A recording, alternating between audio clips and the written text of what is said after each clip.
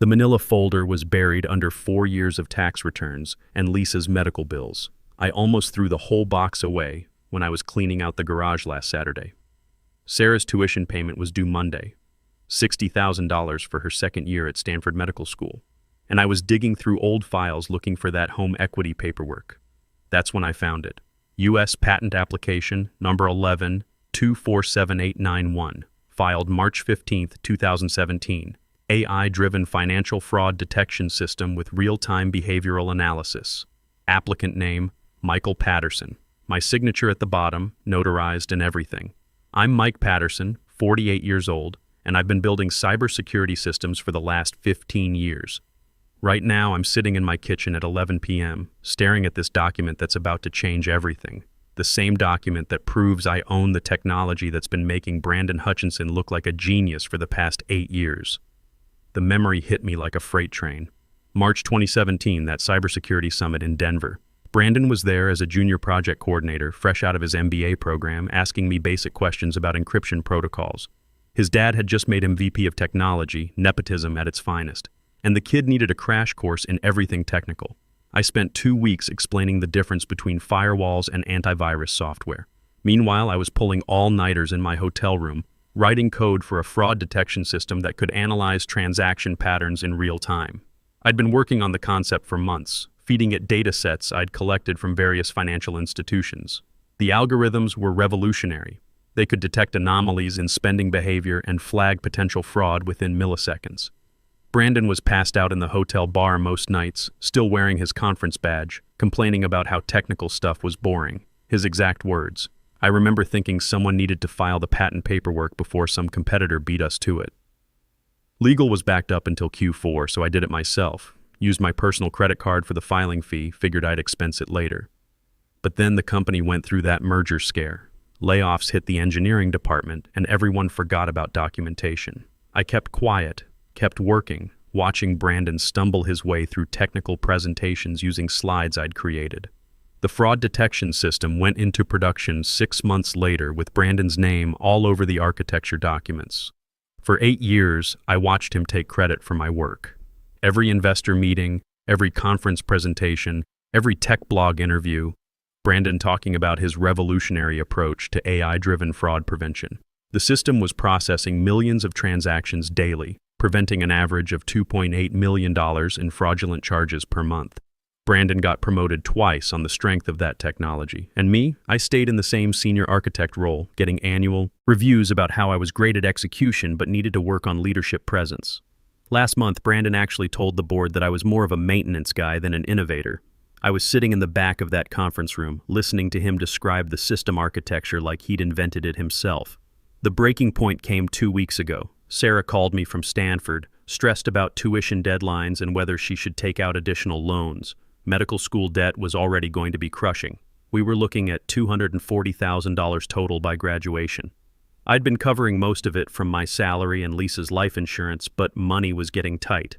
That same week, Brandon announced he was buying a second vacation home in Aspen. Posted pictures on LinkedIn about investing in work-life balance. The kid was making 3 times my salary, driving a Tesla, taking ski trips every quarter. All while I was driving a 2019 Honda Civic and calculating whether I could afford to replace the water heater. Lisa would have been furious. My wife never tolerated anyone taking advantage of people, especially not some privileged executive who confused daddy's money with actual talent. She died 4 years ago, cancer, and I still hear her voice sometimes when I'm dealing with corporate politics. Mike, stop being so nice. Stand up for yourself. The patent document was like finding buried treasure. I spread it out on my kitchen table next to my laptop and started cross-referencing the filing date with company records. The patent was submitted 8 months before Brandon even joined the fraud prevention team. Every algorithm, every machine learning model, every optimization technique, all documented and legally protected under my name. I called Alex, one of the junior developers I'd been mentoring. Kid was sharp, reminded me of myself 20 years ago. And he'd been getting frustrated watching Brandon take credit for the team's innovations. Alex, hypothetical question. If someone wanted to research patent filings related to fraud detection technology, where would they start? Google Patents database, probably, or the USPTO website. Why? Just curious about the competitive landscape. He paused. Mike, you sound different. Everything okay? Yeah, just thinking about some old projects. After we hung up, I spent 3 hours researching patent law, licensing agreements, and intellectual property rights. The fraud detection system currently running in production was directly based on my patented technology. They'd modified it, added features, optimized performance, but the core algorithms were identical to what I'd filed in 2017. Brandon had built his entire career on stolen intellectual property. Every promotion, every speaking engagement, every industry award, all based on technology he didn't create and legally couldn't claim ownership of. The irony was beautiful. While he was networking at executive dinners and playing golf with investors, I'd been quietly protecting my innovations through proper legal channels. The best part was that nobody at the company had bothered to check the patent database.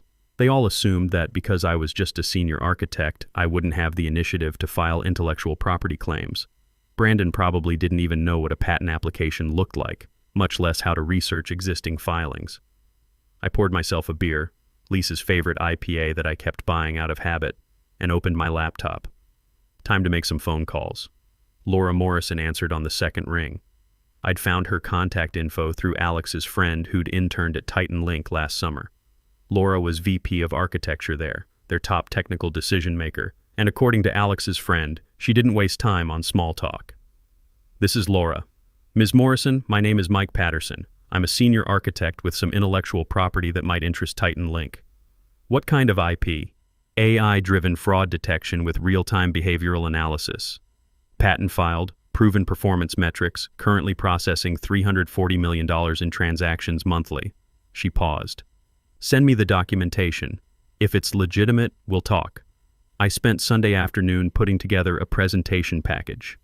Patent filing, original code repositories, performance benchmarks, implementation timelines. Every piece of evidence that proved I'd created the technology Brandon had been claiming as his innovation for 8 years. The irony was beautiful. While Brandon was posting LinkedIn updates about his visionary leadership in fintech innovation, I was building a case that would demolish his entire professional reputation. He'd given a keynote speech at FinTech Summit just 3 months ago, standing in front of 500 industry professionals, explaining his approach to fraud prevention algorithms. I'd watched the video online. Brandon using my flowcharts, my terminology, even copying phrases I'd written in technical documentation. At one point, he said, the key insight was recognizing that transaction velocity patterns reveal behavioral anomalies faster than dollar amount thresholds. That exact sentence was from a white paper I'd written in 2016. Monday morning, I sent the package to Laura. Tuesday afternoon, she called back. Mike, this is impressive work. Independent verification shows your patent predates any similar filings by 18 months. Are you claiming your current employer is using this technology without proper licensing? That's exactly what I'm claiming. They've built their entire fraud prevention platform around algorithms I developed and patented independently. And you're the sole inventor listed on the patent? Yes. Every line of code, every algorithm, every optimization technique was developed on my own time using my own resources. We'd like to license this technology. Are you available for a meeting? Thursday morning, I drove to Titan Link's headquarters in downtown Austin. Their offices were impressive. Open floor plans, standing desks, multiple monitor setups for every developer. Everything our company claimed they couldn't afford while Brandon was booking $50,000 consulting contracts for digital transformation initiatives. Laura walked me through their current fraud detection capabilities. They were using legacy systems, rule-based algorithms that generated too many false positives and missed sophisticated attack patterns. My technology could reduce false positives by 60%, while improving detection accuracy to 96.8%. What's your timeline for implementation? She asked. The core system is already built. I'd need 2 weeks to adapt it for your infrastructure, another week for integration testing. And licensing terms? $1.2 million up front, 12% royalties on transactions processed, exclusive 5-year agreement. She didn't blink. We'll have our legal team review everything. If the IP is clean, we have a deal. That afternoon, I submitted my resignation letter. 2 weeks' notice, professional tone, no mention of intellectual property disputes or patent violations. Just a simple career transition to pursue new opportunities. Brandon's response was typically dismissive. Mike, This seems sudden. Are you sure you're ready for a change? The fraud prevention team really depends on your institutional knowledge. Institutional knowledge. Like I was some kind of legacy database they needed to maintain instead of the person who'd built their entire competitive advantage. I almost laughed. I'm confident the team can handle things. The system architecture is well documented. Right. Well, good luck with whatever you're doing next. He had no idea what was coming. While Brandon was already planning how to restructure my responsibilities among junior developers, TitanLink's legal team was preparing a comprehensive intellectual property audit. They'd found 47 instances where our company's fraud detection system directly implemented my patented algorithms. The cease and desist letter was delivered Friday at 3 p.m. I wasn't there to see Brandon's reaction, but Alex texted me updates throughout the afternoon. Holy crap, Mike. Legal just locked down the entire fraud prevention codebase. Nobody's allowed to touch anything until further notice. Brandon's been in emergency meetings all day. Keeps asking if anyone knows how to rebuild the core algorithms. Stock price is already down 4%. Some analyst is asking questions about IP exposure on the earnings call. By Monday morning, the story was spreading through industry channels. TechCrunch picked up a brief mention about potential patent disputes affecting fraud detection technology. 2 financial blogs ran pieces about the importance of intellectual property audits in fintech acquisitions. Brandon tried to control the narrative with an internal memo about frivolous legal challenges and disgruntled former employees, but everyone could see the panic. The fraud detection system was offline for routine maintenance, which meant they were scrambling to figure out how much of their technology they actually owned. Meanwhile, TitanLink's implementation was ahead of schedule. My algorithms integrated seamlessly with their infrastructure, and preliminary testing showed even better performance than I'd projected. Response times were 40% faster, accuracy was up to 97.2%, and the system could handle twice the transaction volume of our old implementation. Sarah called Tuesday evening, excited about an email from Stanford's financial aid office. Apparently, they'd identified some additional merit-based assistance for students whose parents worked in technology innovation. The timing was perfect. I'd be able to cover her tuition without touching the licensing advance from TitanLink. Dad, this is amazing. How did you manage to qualify for innovation grants? Just some patent work I've been doing? Technical stuff. You filed a patent? That's incredible. Mom always said you were too modest about your accomplishments. Lisa would have been proud, not just about the money or the career move, but about finally standing up to corporate politics and claiming credit for my own work. She'd always pushed me to be more assertive, to stop letting other people take advantage of my technical skills and quiet personality. The best part was watching Brandon try to explain the situation to investors and clients. How do you tell people that your flagship technology might disappear overnight because you never bothered to verify who actually owned it? The company's emergency board meeting was scheduled for Thursday morning. Alex kept me updated through encrypted messages. He'd learned to be careful about corporate surveillance after watching several colleagues get fired for inappropriate communications over the years. They brought in external IP lawyers from Dallas, 3 guys in $2,000 suits carrying briefcases that probably cost more than my car. Brandon's been locked in the conference room for 6 hours. Any word on what they're finding? Nothing official, but Janet in legal looks like she's about to throw up. She keeps printing documents and shredding them immediately. The beauty of intellectual property law is that it doesn't care about corporate hierarchies or family connections. Code doesn't lie, timestamps don't play favorites, and patent filings create an immutable record of innovation. Brandon could charm investors and impress board members, but he couldn't retroactively invent a time machine to file patents before I did. Meanwhile, TitanLink's legal team was having a field day. They'd identified not just the core fraud detection algorithms, but 23 related optimizations and 14 subsidiary features that all traced back to my original patent filing. Each implementation represented additional licensing violations, each carrying potential damages in the millions. I got a call from William Hutchinson himself that evening. Brandon's father, the CEO, voiced tight with barely controlled anger. Mike, I think we need to discuss this situation like reasonable adults. What situation is that, Mr. Hutchinson? This patent claim. I'm sure we can work something out that benefits everyone. I'm not interested in working anything out. I'm moving forward with my new career. Look, Brandon speaks very highly of your technical contributions. Maybe we undervalued your role in developing this technology. Maybe. William, your son has been claiming credit for my work for 8 years. He's given keynote speeches about algorithms he couldn't code if his life depended on it. Silence on the other end. Then, what would it take to make this go away? Nothing. Because this isn't going away.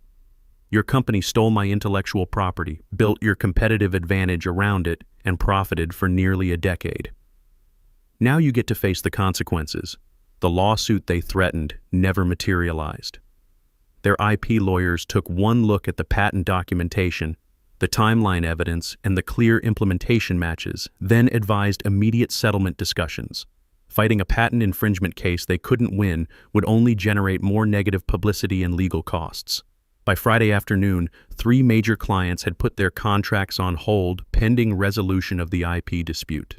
Norris Financial, their biggest enterprise customer, issued a public statement about evaluating alternative fraud prevention providers due to concerns about technology stability and legal exposure. The junior developers started jumping ship almost immediately.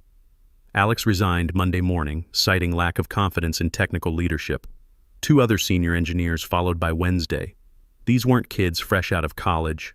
They were experienced professionals with 10 to 15 years in cybersecurity who'd watched Brandon take credit for their innovations too many times. Jennifer Walsh, one of the lead developers I'd mentored for 3 years, posted a LinkedIn thread that went viral in tech circles. After 8 years watching management take credit for engineering innovations, I'm done pretending this is normal. The fraud detection system everyone thinks was revolutionary? That was Mike Patterson's work from day one. The real innovators in this industry deserve recognition, not exploitation. She tagged me in the post.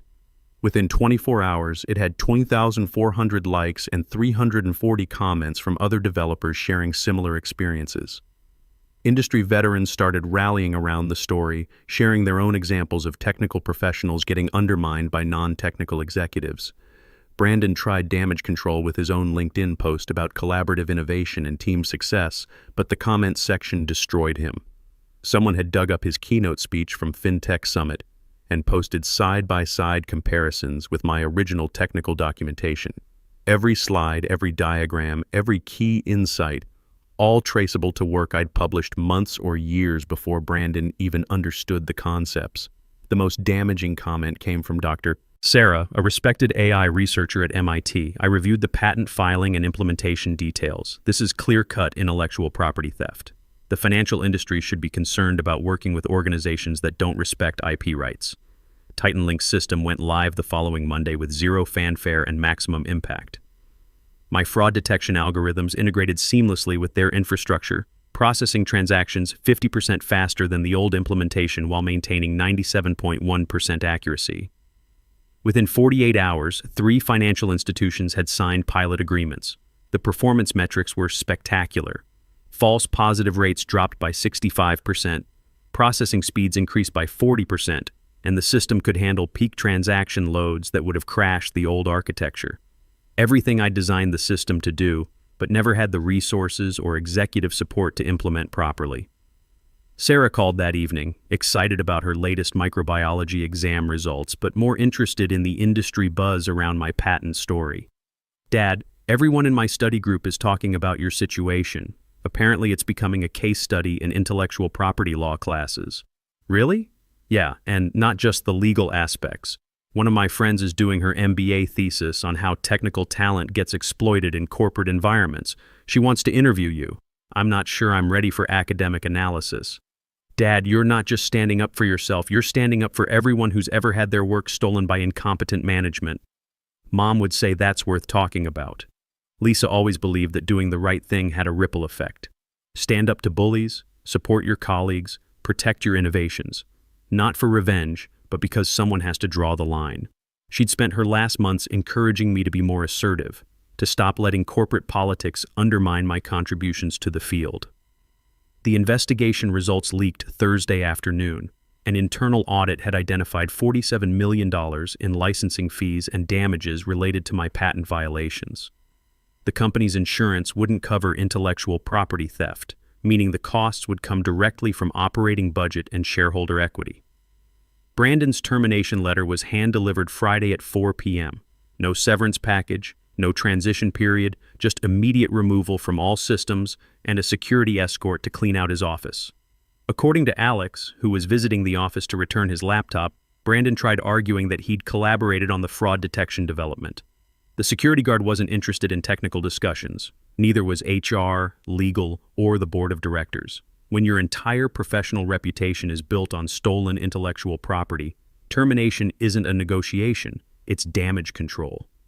Titan Link offered me the chief security architect position before my non-compete period was even over. Real equity, actual decision-making authority, and a team of developers who understood the difference between innovation and buzzword presentations.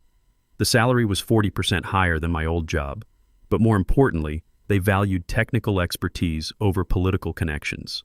My first day at Titan Link felt like stepping into a parallel universe where engineers were treated as professionals instead of interchangeable resources. The development team had individual offices, dual monitor setups, and unlimited conference budgets for continuing education. Laura Morrison introduced me to the executive team as the architect who's going to revolutionize our fraud detection capabilities. Within 2 weeks, we had 6 financial institutions requesting pilot programs. The fraud detection system was processing 2.3 million transactions daily with 97.4% accuracy and false positive rates below 2%. Banks were seeing immediate cost savings from reduced manual review requirements and improved customer satisfaction from fewer legitimate transactions getting flagged. Meanwhile, my old company was hemorrhaging clients and talent. The stock price had dropped 31% since the patent dispute became public knowledge. 2 more enterprise customers terminated their contracts, citing concerns about technology stability and potential service disruptions. The board fired William Hutchinson 3 months after Brandon's termination, bringing in an outside CEO to manage the crisis. Alex joined Titan Link in January as a senior developer. During his exit interview, he'd mentioned that the remaining fraud detection team was spending 60–70% of their time maintaining legacy code they didn't understand. Without institutional knowledge about the core algorithms, simple updates were taking weeks instead of hours. Mike, you should see the mess they're trying to patch together. 3 different consulting firms, each proposing different approaches to rebuild the fraud detection system. None of them understand the underlying mathematics. How much are they spending on consultants? Last I heard, about $200,000 per month. And they're not even close to functional equivalence with what you built. The irony was perfect. Brandon had dismissed me as not leadership material while building his entire career on technology he couldn't recreate, maintain, or even properly explain. Now they were paying consultants 10 times my old salary to attempt reverse engineering my work. The industry recognition started building momentum in unexpected ways. Dr. Sarah from MIT invited me to guest lecture in her AI ethics course about intellectual property protection for technical professionals. The lecture hall was packed. 200 graduate students plus faculty from computer science, business, and law departments. Intellectual property theft isn't just about money, I told them. It's about respect, recognition, and the fundamental relationship between innovation and ownership. When executives claim credit for work they didn't do, they're not just stealing from individuals, they're undermining the entire incentive structure that drives technological progress. The questions afterward were intense. MBA students wanted to understand the business implications, computer science students were interested in patent strategy, and law students were analyzing the broader precedent. One student asked the question that had been bothering me for months. Do you think Brandon knew he was stealing your work, or did he genuinely believe he'd contributed to the innovation? Honestly, I think he convinced himself that management and technical contribution were equivalent. He managed the team that implemented my algorithms, so in his mind, he deserved credit for the innovation. It's a common problem in technology companies, confusing coordination with creation. Sarah attended the lecture, sitting in the back row with her study group. Afterward, she introduced me to her friends as my dad, the patent guy. One of them was working on that MBA thesis about technical talent exploitation and had some sobering statistics. Based on patent filings and corporate credit attribution, we estimate that 60–70% of technical innovations get credited to non-technical managers. It's especially pronounced in companies where engineers don't have equity participation or formal IP sharing agreements. The numbers were depressing, but not surprising. How many other developers were watching their innovations get rebranded and resold by executives who couldn't code a simple loop? How many potential breakthroughs were getting buried because the actual inventors didn't have the political skills to claim credit? The CyberSec conference keynote invitation came in March. They wanted me to speak about innovation, attribution, and industry ethics at the main auditorium session. 800 security professionals plus streaming audience of several thousand more. The biggest speaking opportunity of my career, and they specifically requested that I address the patent dispute directly. I spent weeks preparing not just the technical content, but the broader message about professional respect and intellectual honesty. Lisa always said that if you're going to take a stand, make sure it's worth the effort. This wasn't just about my patent anymore, it was about changing how the industry treated technical talent. The day before the keynote, I got a text from an unknown number. "Mike, this is Brandon. Can we talk?" I stared at the message for several minutes before responding. "There's nothing to discuss. I made mistakes. I'm sorry. This whole situation got out of hand. The situation got resolved exactly as it should have. I'm trying to rebuild my career. Industry people won't even return my calls." I didn't respond. Brandon had spent 8 years building his reputation on stolen work, collecting promotions and speaking fees based on innovations he didn't create. The fact that his professional network had evaporated wasn't my problem. It was the natural consequence of intellectual dishonesty catching up with him. The keynote went better than I'd hoped. I opened with the patent story, but focused most of the presentation on practical advice for protecting intellectual property and building genuine technical leadership. The audience was engaged, asking detailed questions about patent strategy, documentation practices, and managing corporate politics as a technical professional.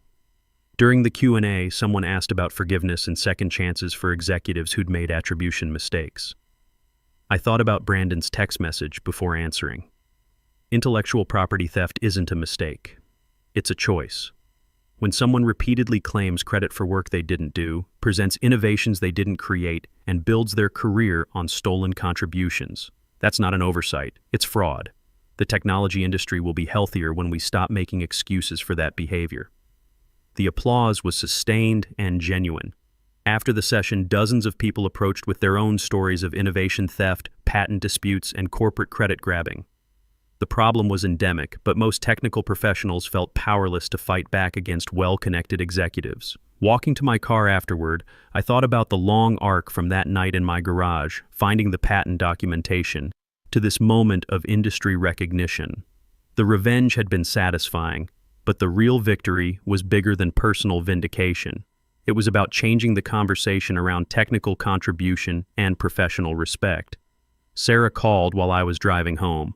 "Dad, I watched the live stream. Mom would have been so proud. You didn't just win, you made it matter for other people too." She was right. The patent was still generating royalties, Titan Link was thriving, and Brandon was learning to live with the consequences of building his career on other people's work. But the most important outcome was that other technical professionals were starting to stand up for themselves, document their innovations, and demand appropriate recognition. At 48 years old, I'd finally learned that being indispensable to the wrong people is worthless. Being respected by the right people, that's everything.